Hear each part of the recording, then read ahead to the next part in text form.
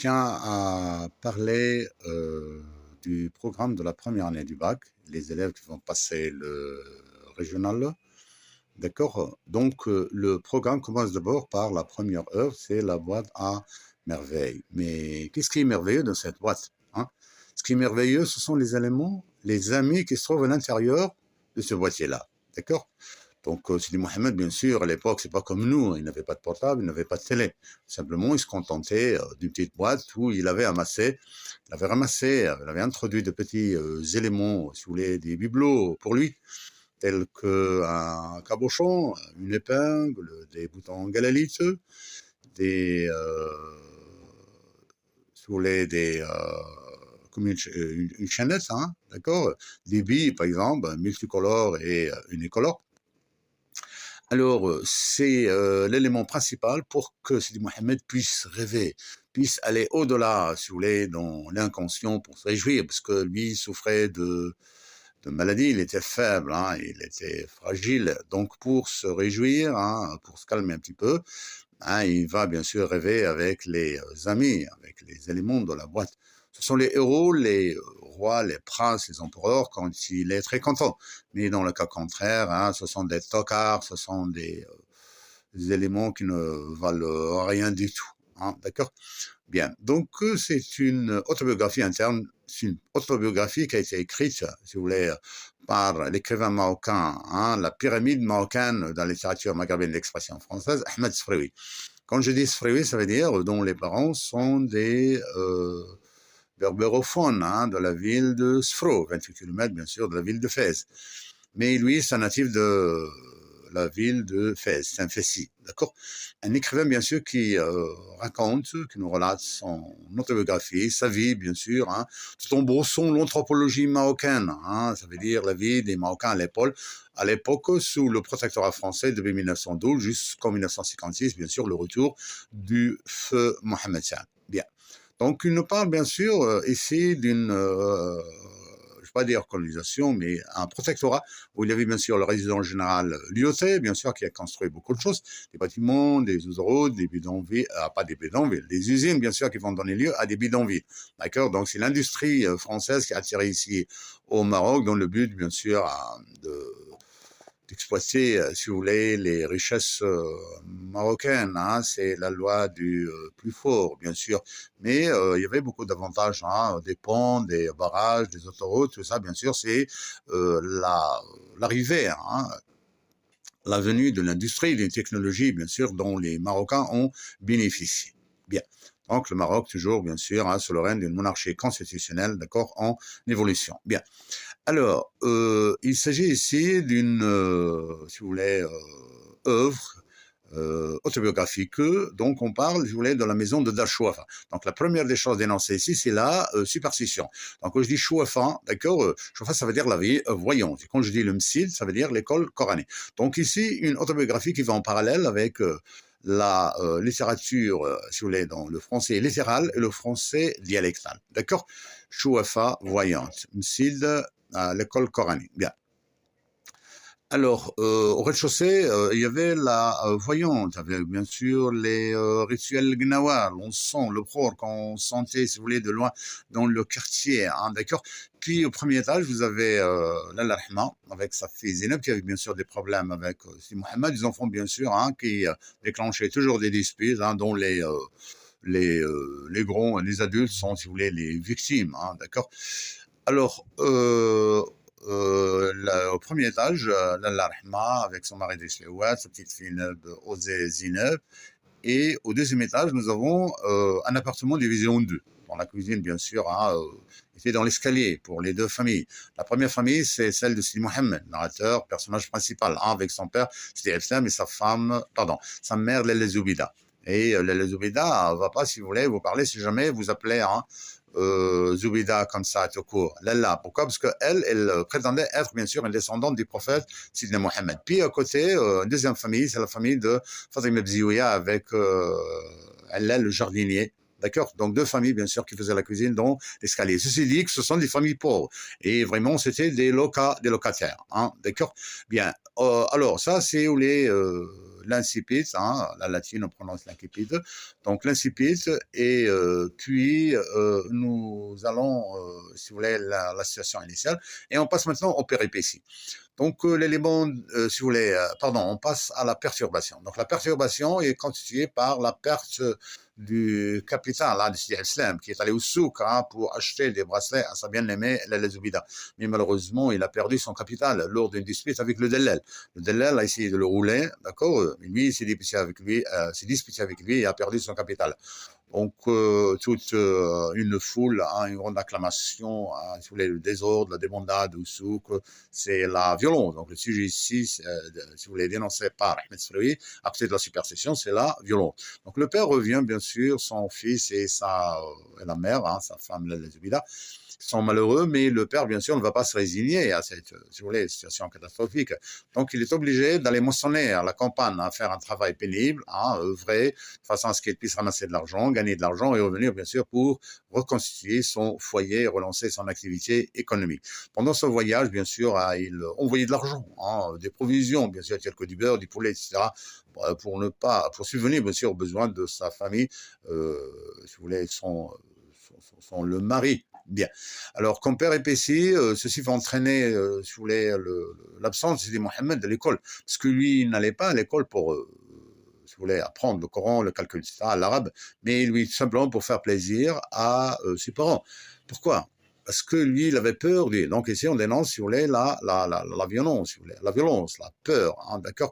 Alors, on dénonce la peur, la violence du ski. Pourquoi? Parce que le ski, lui, il avait un bâton de cognacier très long pour taper sur la tête des élèves, même au fond de la classe. Bien. Alors, le père, bien sûr, il a mentionné, il a œuvré pendant son absence. Le petit ne va pas à l'école parce qu'il est malade. Sa mère, bien sûr, comme ignorante, ne l'emmène pas chez le médecin parce qu'elle ne connaît pas très bien le médecin et elle était très pauvre. Elle ne pouvait pas, bien sûr, visiter, à payer les visites, si vous voulez, des frais médicaux. Donc, on l'emmenait chez les marabouts, d'accord, comme superstition, dénonciation de la superstition, et aussi chez Sidi El-Arafi, d'accord, ça veut dire un qui écrivait, rédigeait des amulets, des gris-gris, d'accord, des talismans comme élément de protection. Mais c'est toujours la superstition. Il faut voir le médecin, bien sûr.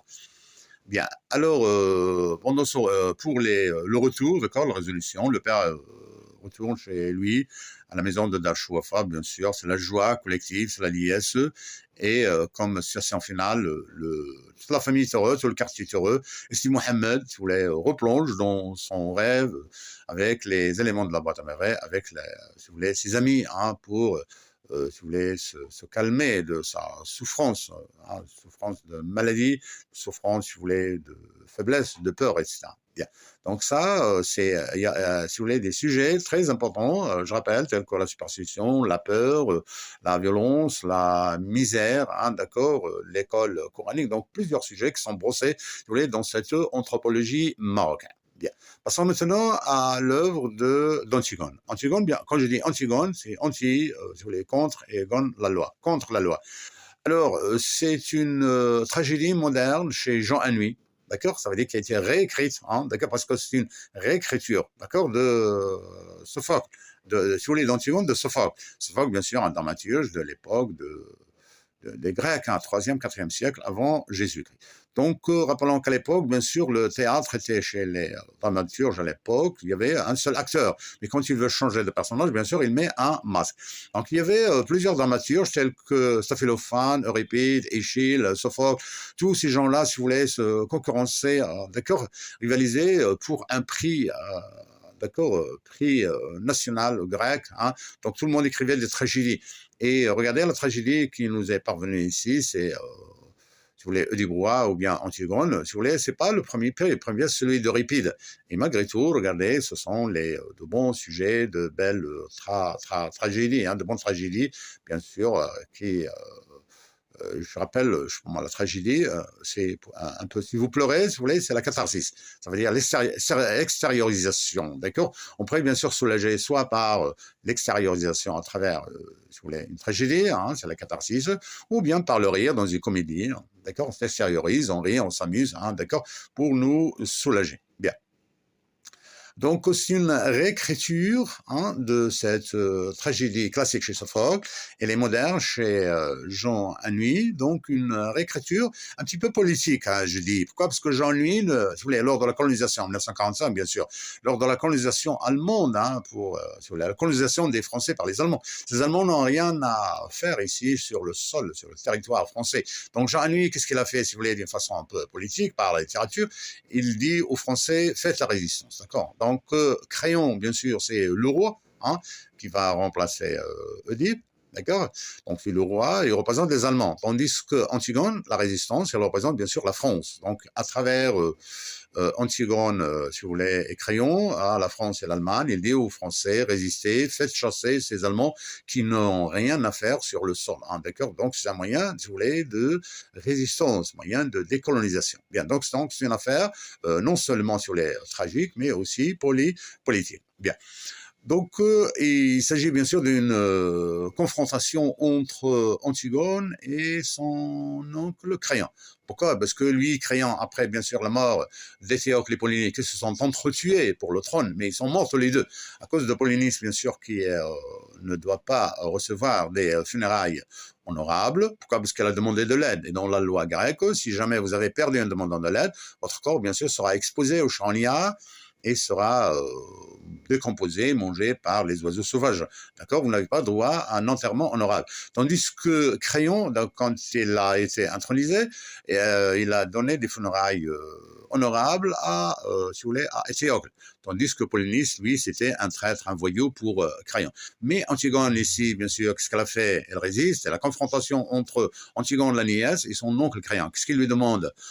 Il l'oblige, il lui somme, d'accord, il lui donne l'ordre d'enterrer son frère Polynice, bien qu'il soit, si vous voulez, bien qu'il soit un traître, un voyou, mais il a droit si vous voulez, aux honorables funérailles, d'accord.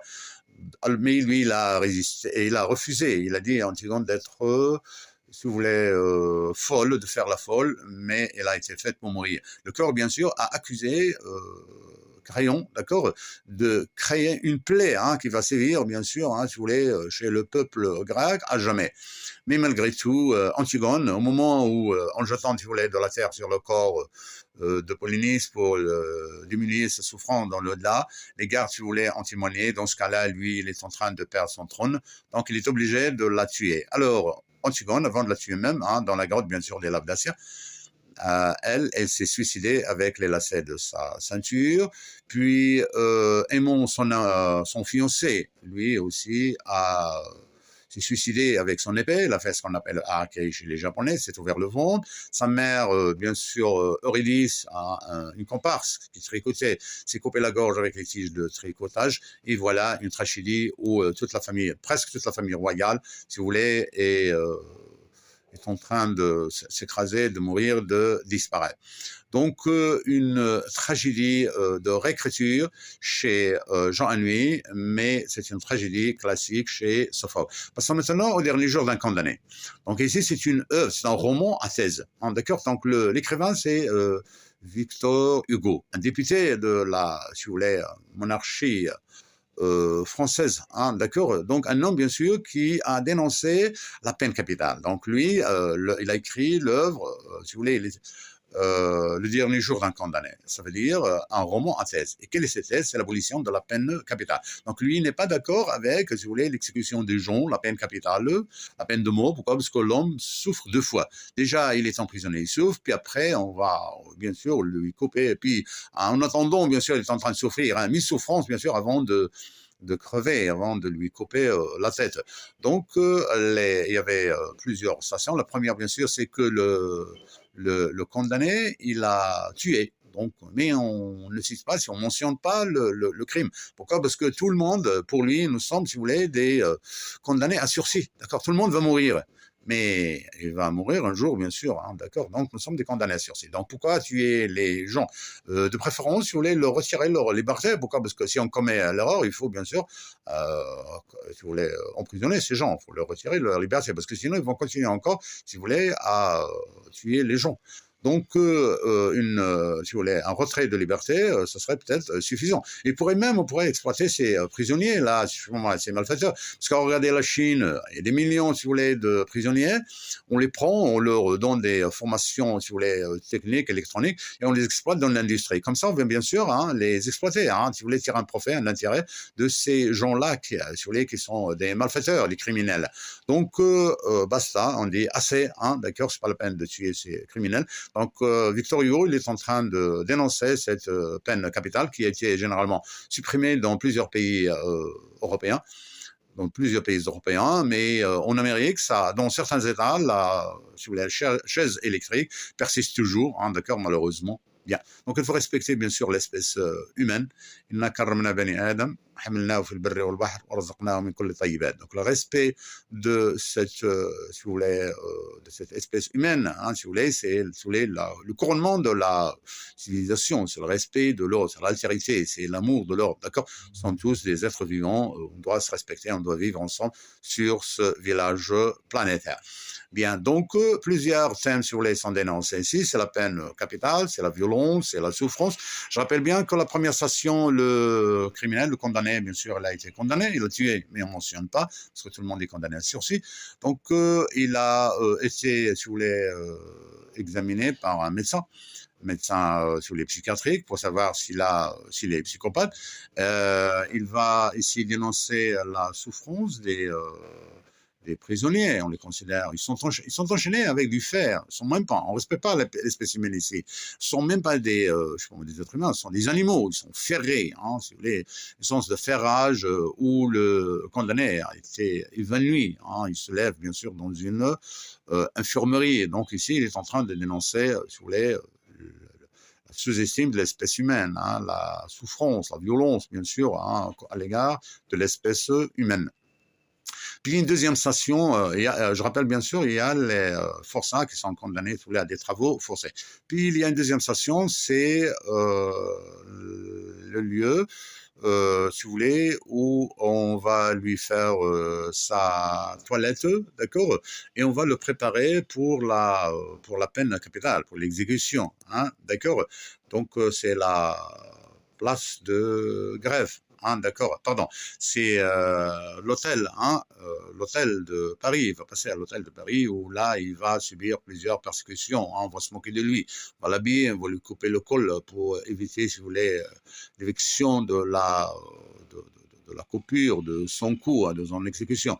Donc ici, il a été maltraité, même le prêtre, si vous voulez, n'a pas tenu compte de sa, si vous voulez, de sa situation catastrophique, d'accord. Bon, mais puis après, la troisième station, c'est la place de Grève. Là, le lieu où il y a des gens qui sont, assoiffés au crime, au sang, ils veulent le regarder. Donc, c'est pas la civilisation ici, c'est une dénonciation de Victor Hugo, pour dire que l'espèce humaine, bien sûr, on doit respecter les gens. Regardez, même dans les films, on ne montre pas les gens, si vous voulez, le cadavre des gens, à la façon d'exécuter les gens. Il faut le respecter, d'accord. Un condamné à mort, on doit le condamner, mais on ne doit pas montrer aux gens comment, si vous voulez, on exécute cette personne-là. D'accord. Un respect quand même. Même si vous êtes condamné, on vous respecte. D'accord. Alors, dans la place de Grève, il y a une foule folle, sauvage, barbare, qui attend l'exécution d'un homme, d'une victime, tout simplement parce qu'il a commis un crime. Oui, on commet le crime, mais on retire la liberté et on pourrait exploiter, si vous voulez, son intelligence, son corps dans un travail, mais pas forcé. Un travail, si vous voulez, qui sera utile pour l'humanité. Ça veut dire qu'on fait une correction intéressante, d'accord, une correction logique. D'accord, bien. Donc, je rappelle bien les trois œuvres, si vous voulez. La Boîte à merveille, une autobiographie, d'accord, d'Ahmed Sfraoui, Antigone, tragédie moderne chez Jean Nuy, mais classique chez Sophocle. Et la troisième œuvre, c'est le dernier jour d'un condamné, d'accord. Donc, c'est un plaidoyer pour, si vous voulez, l'abolition de la peine capitale, de la peine de mort. Merci.